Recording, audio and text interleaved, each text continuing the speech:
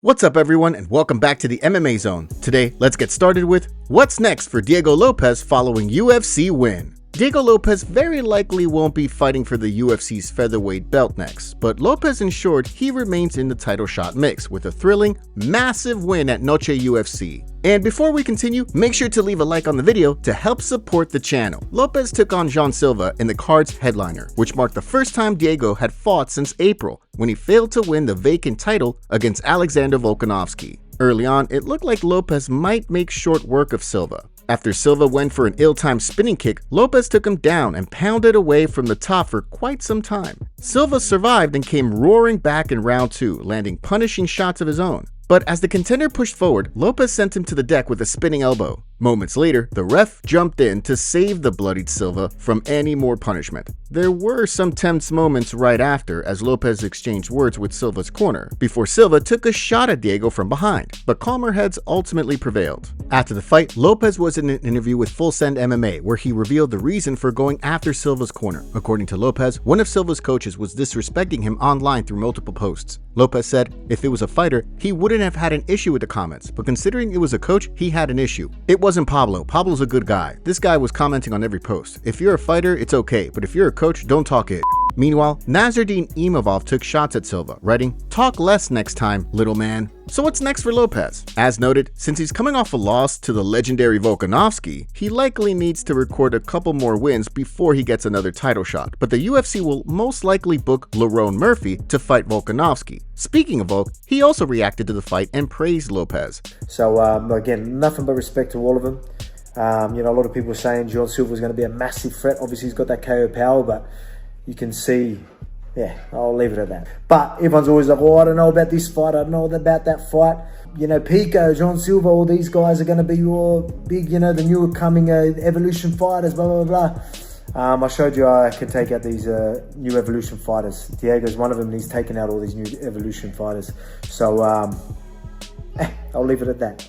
One obvious candidate for Lopes is Movsar Evloev, who's also knocking on the title shot door, but he withdrew from a bout with Pico last month due to injury. Evloev is currently ranked number 1 in the featherweight division. Another option is Yair Rodriguez, who hasn't fought since April, when he recorded a decision victory over Patricio Pitbull. Yair is ranked number 3. When Lopes was asked by Daniel Cormier who he wants next, however, the Brazilian stopped short of naming a specific opponent. It'll also be interesting to see what comes next for Silva, who had won 13 straight heading into Saturday and had established himself as a drop everything to watch him type of fighter. Silva was ranked number 10 before Saturday's action, so while Saturday's loss was a setback, Silva is almost certainly a lock for another big fight.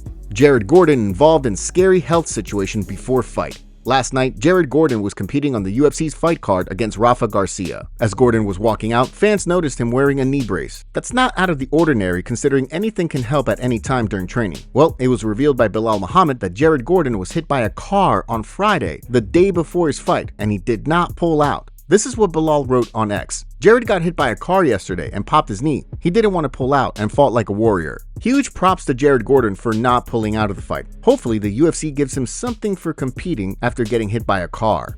Michael Page believes he is ruining the UFC's plans. Michael Page has turned heads by becoming a top-ranked middleweight in the UFC, and he believes that in doing so, he's punted the promotion's initial plans for him. When Page made his way to the UFC in 2024 from Bellator, the expectation was that he could have an impact in the promotion's welterweight rankings. Page had been one of Bellator's top welterweights, and he arrived in the UFC with a record of 21-2. After Page recorded a victory over Kevin Holland in his debut in the UFC, he was tapped to fight rising contender Ian Machado Gary. MVP lost that fight via unanimous decision, but rather than fighting another welterweight, he was booked to face middleweight Sharabuddin Magomedov. Page shocked many by defeating Magomedov, and more recently, he recorded a win over another middleweight contender in Jared Cannonier. Well, during a press conference for his Total Combat Karate promotion recently, Page had this to say about his UFC run to date. Well, it's weird. I feel like I'm in a very difficult space. The very difficult space is that I feel the UFC, because of my age and the timing of things,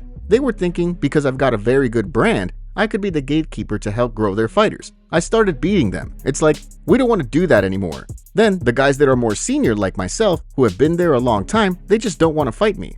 It's an interesting argument, and if someone tells you they predicted Page would become a top-ranked middleweight when he first signed with the UFC, feel free to call that person a liar. But all that aside, Page also repeated that he's still interested in fighting Carlos Prates, even though he's booked to fight Leon Edwards at UFC 322. Page also reported this: "At the moment, I'm hoping to fight in November or December. November 15th, the show, the same one Leon Edwards and Prates are fighting on. They've got December 6th, I believe. I just want to get one more on this side of the year before the new year, but I don't see many people's hands up. Let's see what happens."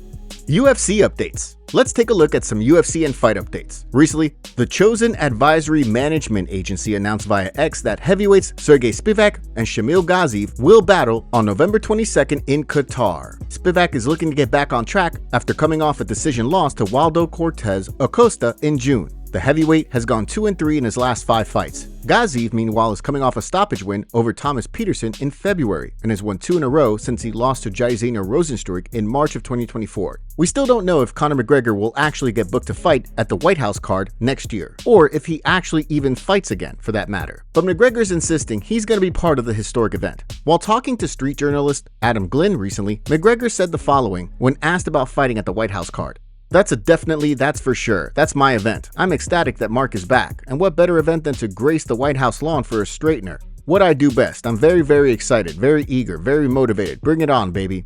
And McGregor also made it clear that he would be willing to fight even sooner if the White House card was to take place earlier in 2026. "I'm very happy that it's June. It was on in July. Now it's a month earlier. Even better. Bring it to April. Why not? Let's celebrate the birthday early. I celebrate my birthday months in advance." Dana White has famously said that there's a 1 in a billion chance that John Jones will compete at the White House card. But although McGregor has fought just once since 2021 and has also made headlines for alleged incidents outside the cage, Dana hasn't ruled it out. When recently Jim Rome asked him about the possibility of Conor fighting at the event, Dana said this: "Yeah, we'll see how this thing plays out. I'll start making this card in February. If it all plays out that way, Conor could be on the card."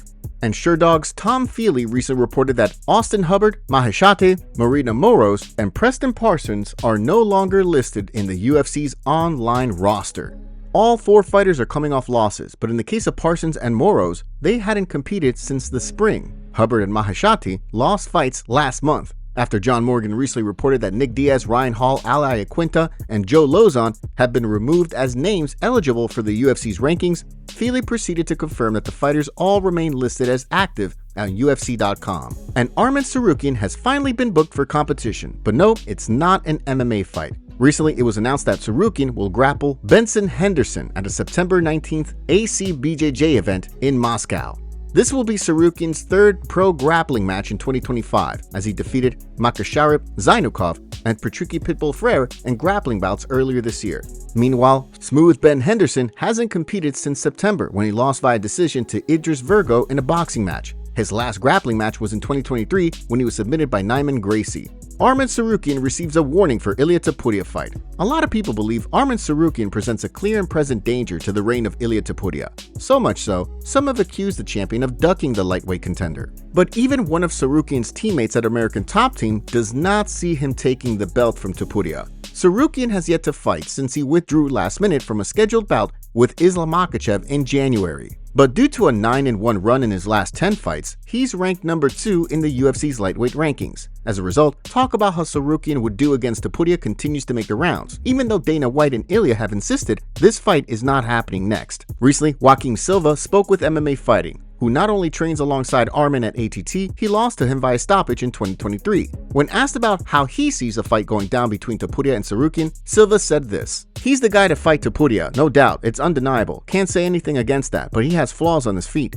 When I fought him, I was able to land a good left hand." In addition to critiquing Arman's stand-up, Silva also argued Topuria is a complicated fight for him, in my point of view, because Topuria has good takedown defense, great grappling and wrestling, and will avoid his takedowns to work on his boxing. It's hard to avoid Topuria. He's showing that in his fights. I see Topuria as the favorite for this fight. Arman is very tough, very fast. It's hard to keep up with his speed, but I think this is a complicated fight for him. Silva's praise of Ilia didn't end there, as he also said this about him: "He will last long in the division. I don't know what the plans are for him in the UFC, if they'll put him against Makhachev. I don't know if that fight will happen, but I see him being a dominant champion for some time. He has that complete game." Khabib says Usman Nurmagomedov is more well-rounded than Ilia Topuria. Ilia Topuria is sitting on the UFC's lightweight throne and is widely regarded to be one of the best fighters in the world. But according to Khabib Nurmagomedov, his cousin Usman is a more complete fighter. Usman may not be known to people who think the sport is called UFC, but Nurmagomedov has established himself as a top-tier fighter by going 19-0. He also holds Bellator's lightweight title. Well, in a recent interview that Khabib did, that the PFL shared via social media, the legend had this to say about his cousin and Topuria.